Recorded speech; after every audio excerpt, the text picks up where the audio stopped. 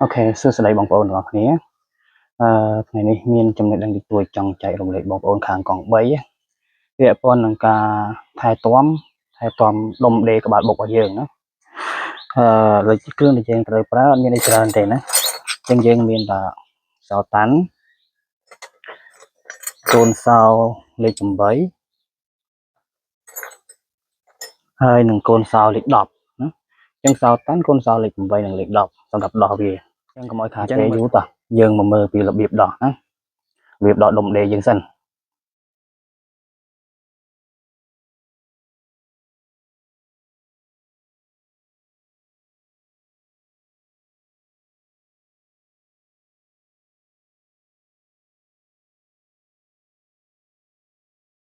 អញ្ចឹងនៅកន្លែងដោះដុំដេកយើងមាន2ចំណុចណា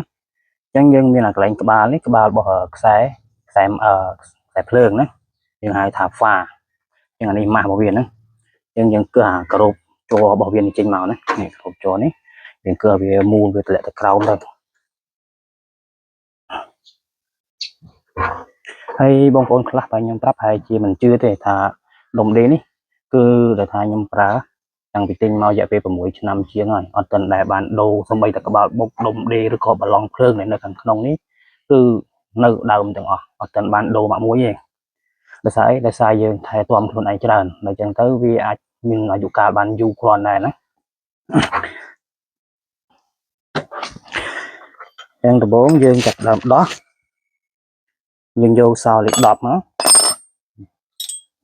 យើងដោះបឡុងមួយនៅចុងនេះសិនណាបឡុងរបស់ខ្សែហ្វាមុនចោលសិនយើងដោះវាចេញមកយើងកធូរចេញអស់មកណា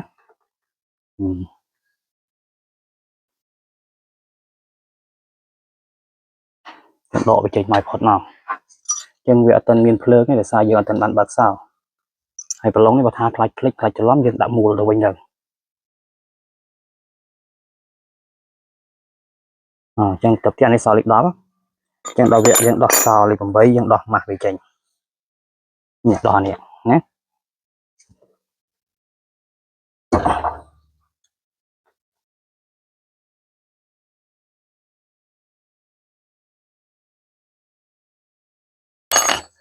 ដាក់រៀងគៀកបន្តិចស្រួលមើល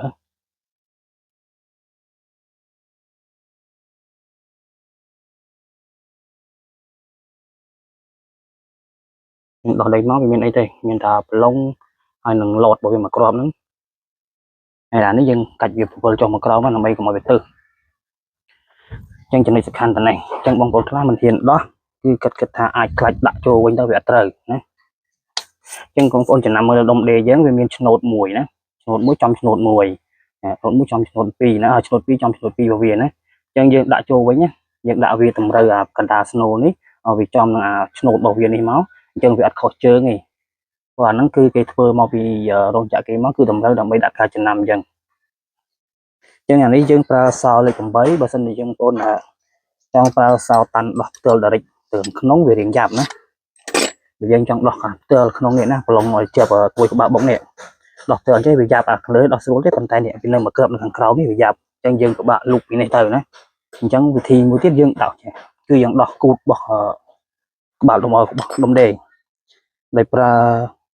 កូនសោលេខ8មកអញ្ចឹងយើងដោះប្រឡងពីគ្រាប់ប្រឡងនេះមួយនិងប្រឡងខាងក្រោមនេះមួយសិនមកដើម្បីយើងស្រួលដោះខាងមុខ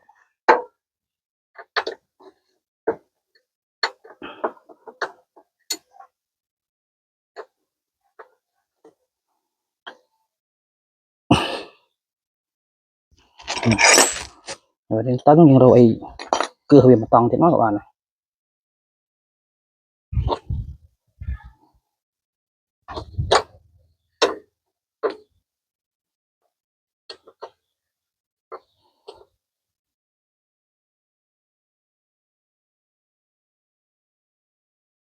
អូខេដោះមក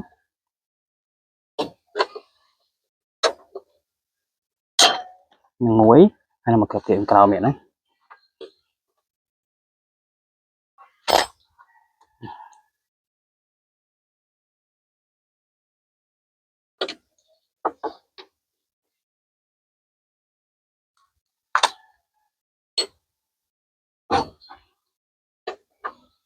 ចឹងកូនសោខ្ញុំនេះវាប្រើយូរឆ្នាំដែរហើយចឹងវាចាប់ដើមវាសឹកមុខខ្លះចាប់ទៅវាអត់ទៅសុបល្អដោយអាកូនសោថ្មីយើងទៅទិញឯងព្រោះកូនសោនេះខ្ញុំប្រើយូរឆ្នាំហើយលើស6ឆ្នាំហើយ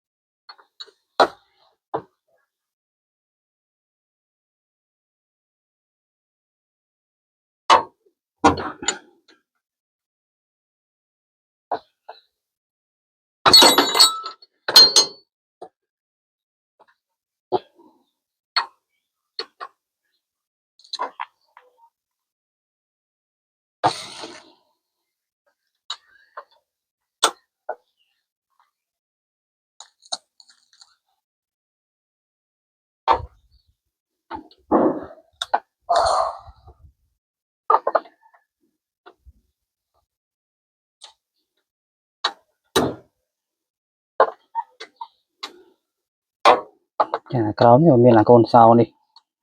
កូនសោខ្ស៊ីអាខ្លីនេះបន្តិចវាស្រួលសារវាអត់ទៅពីសារនេះកូនសោរបស់ខ្ញុំនេះវារាងវែងបន្តិចចឹងដល់ពេលយើងដាក់ទៅវារាងទៅខាងក្រោយ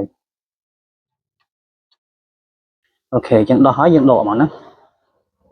គឺយើងដកចាប់ដកវាមកចឹងអាទៅនេះមិនបាច់ចាំភ័យវាថាខ្លាច់ដាក់ទៅអត់ត្រូវសំណុំទេពីព្រោះវាមានឆ្នូតរបស់វាតម្រូវគ្នារួចហើយដកភ្លួតចេញមកតែអានេះខ្ញុំខានមើលវាយូរដែរឡើងខ្មៅខានមើលឡើងរាប់ខែហើយចឹងនេះក្បាលបុកនៅខាងនេះណាចឹងដល់វាយើងប្រើសោតាន់យើងមើលសោតាន់មកឃើញមានប្រឡងនេះមួយគ្រាប់និងប្រឡងនៅខាងក្រោមនេះមួយគ្រាប់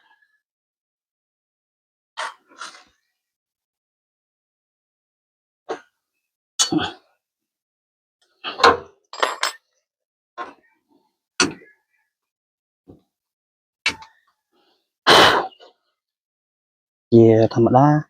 ថែទាំវានេះយើងតាមត្រឹមយ៉ាងយូរ3ខែអីយើងដោះវាដាក់ប្រេងដោះវាលាងសាំងលាងអីចេញម្ដងហើយបាទនេះពេលខ្លះយើងខ្ជិលដែរក៏វានៅយូរនេះបើគិតមើលទៅវាខ្ញុំខានដោះវាឡើងជាងកន្លះឆ្នាំហើយ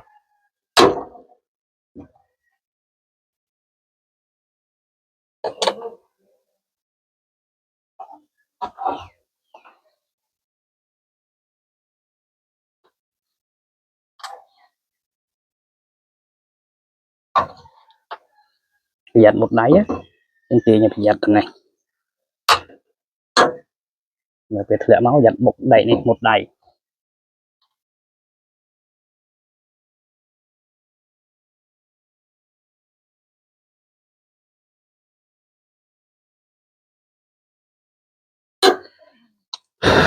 យើងពិបាកដល់ដំបូងនេះថាយើងមិនទាន់ចេះសោះយើងគិតថាវាពិបាកប៉ុន្តែដល់ពេលយើងធ្វើវាជាប្រចាំញឹកញាប់ទៅមានអីវាសាមញ្ញធម្មតាដូចតែជាងគេធ្វើរាល់ថ្ងៃពេលគេធ្វើរាល់ថ្ងៃគេសាំគេច្បាស់សឹងថាដោះបិទភ្នែកក៏ត្រូវកន្លែង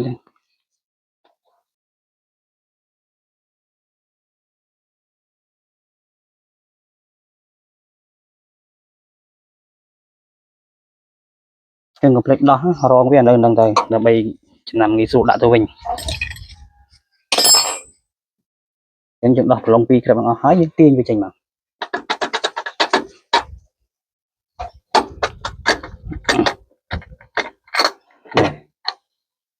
តែស្មូតរើក្នុងខានដោះយូរពេកតែទៅហើយនេះដល់ពេលយើងដោះវាដោះក្បាលមកក្នុងចាដុំដេនេះចាំខ្ញុំប្រាប់បន្តវគ្គបន្ទាប់ណា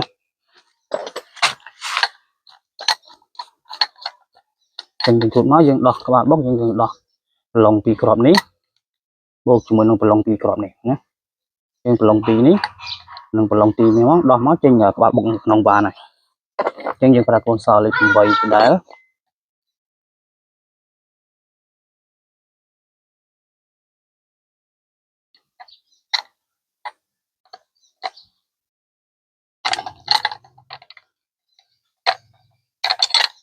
អញ្ចឹងវារៀងប្រឡាក់ដៃប្រឡាក់ជើងបន្តិចប៉ុន្តែសម្រាប់បងប្អូនដែលចូលចិត្តការងារជាងចូលចិត្តជួសជុលគឺអត់ខ្លាចទេអារឿងប្រឡាក់នេះ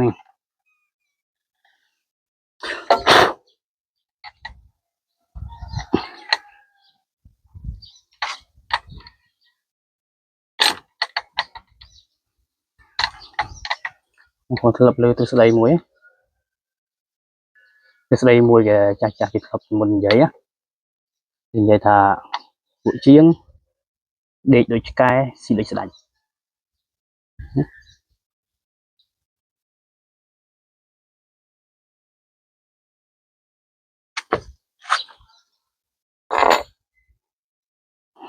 ចាស់ពីមុនគាត់និយាយចឹងជាងដេកដូចឆ្កែស៊ីដូចស្ដេចនេះដូចឆ្កែមិនគឺគាត់លូនក្រាបក្រោមម៉ាស៊ីនមកគេហ្នឹង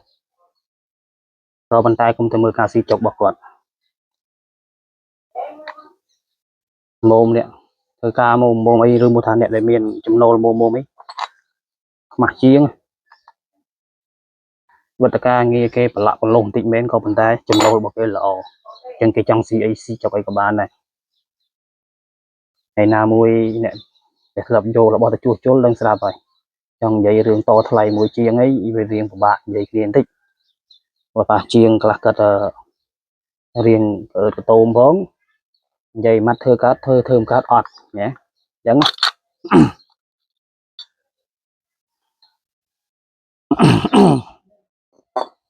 ចឹងក្បាលបុកអត់មានអីច្រើននេះមានតែប៉ុណ្ណេះដោះវាចេញនៅល្អិលគ្រាន់តែ